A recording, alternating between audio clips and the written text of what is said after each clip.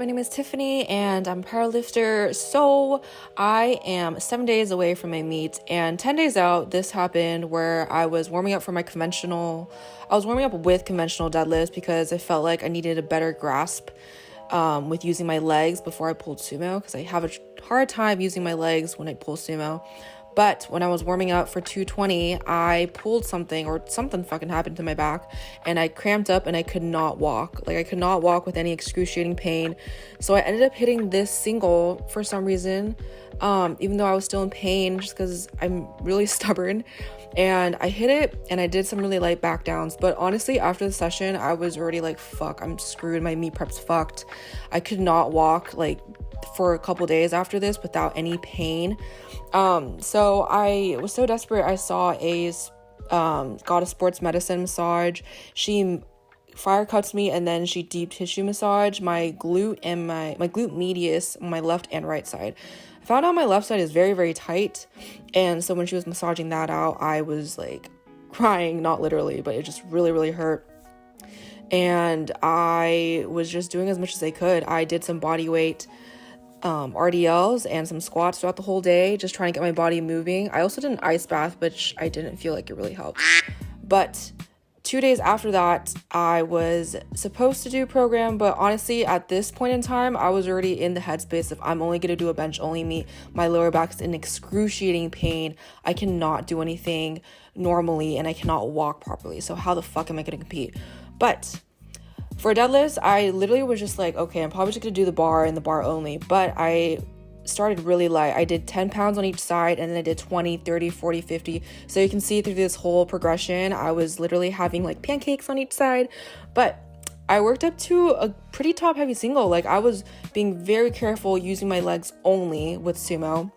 And tell me why, when meet prep is soon and I get injured, that's when I start to actually focus on my technique and focus on my form, and I actually feel like I'm starting to actually sumo and not conventional my sumo deadlift. So nevertheless, I was so fucking happy I was able to deadlift. I didn't work to a super hot top single, super heavy single, but I was able to deadlift relatively heavy, like maybe like 60 to 70% of my max or something. But no pain whatsoever. I was being really careful not to do anything to injure or pain myself. I warmed up with the McGill Big 3. So it was bird dog, side plank, and a modified curl up. And I was just really focusing on bracing as well, really holding that brace. And I think with this belt, I'm also able to brace a lot better, just because I feel like it's a little bit more malleable and I'm able to just brace, honestly. Just because if the belt's too tight, it's really hard for me to brace. So I was just really, really happy. It doesn't really light back downs and whatnot. And yeah, there's just so many times where lower back pain and people tell you to ice it, to just like rest it out. And there's so many preconceived like notions that are just not true. And the way to get back to a healthy state is to get moving. It's kind of a simple concept. If you want your body to move again, you got to start moving and doing as much as you can. So literally a day after my whole shit show, I was doing bodyweight RDLs and bodyweight squats, and as much of a range of motion I could. Like, I kid you not, I could only do it on like my hands down to my knees, and I couldn't even touch the ground with it. Even with this day, I had to modify my bench setup a little bit. So here's a little clip. I couldn't really arch my back too much. But honestly, yeah, I really felt fine. The next day I was going to do my heaviest top single for squat. And also, I mean, I was feeling really good this day as well, but also trying to be very, very careful, take things really slow. So again, warming up with 10s on each side, 20, 30, 40, 50. And I did pretty well, honestly. I was really focusing on bracing through my lower abs, literally just focusing on form. In between sets, I was also doing some bracing exercises, so putting a 25-pound plate on my belly and just practicing the brace.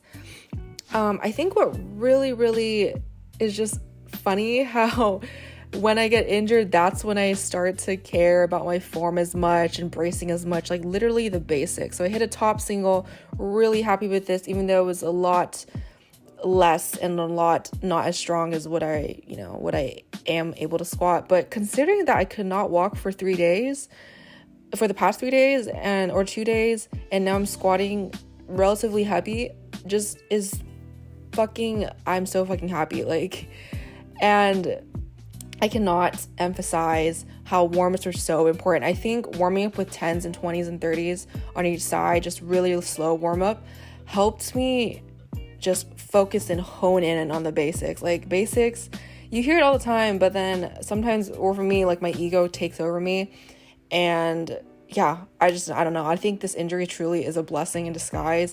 So yeah, my meet is a week out, and you know, I probably realistically and practically won't be able to hit the numbers that I wanted to before the injury, but I'm just still so fucking happy I'm able to compete, squat, bench, deadlift, and all lifts. So thank you guys so much for watching, and I really hope that this video brought you guys some insight of what injury actually is, and it's not the end of the world. Feel free to leave a comment and like down below. I really appreciate it, and I'll see you guys in the next one. Bye.